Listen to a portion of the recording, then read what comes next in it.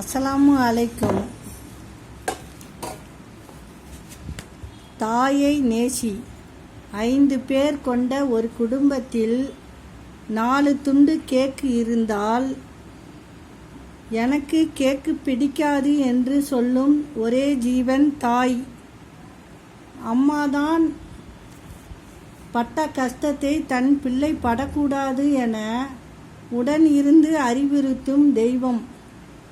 அப்பா தான் பட்ட கஷ்டத்தை ஒரு பாடமாக எடுத்துக்கொண்டு தன் பிள்ளையை சரியான வழிகாட்டுதலோடு வளர்க்கும் தெய்வம்.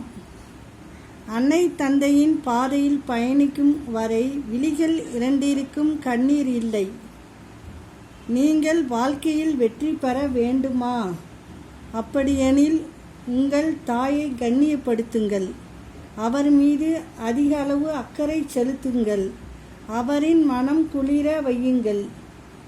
உங்களுக்காக அவர் செய்யும் துவா இந்த உலகத்தில் இருக்கும் அனைத்தையும் விட சிறந்தது.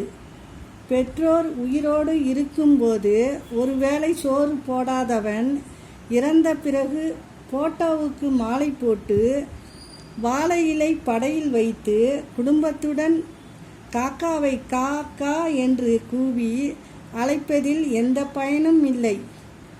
இந்த நடிப்பும் உன் பாவக்கணக்கில்தான் சேரும். அஸ்ஸலாமு அலைக்கும்.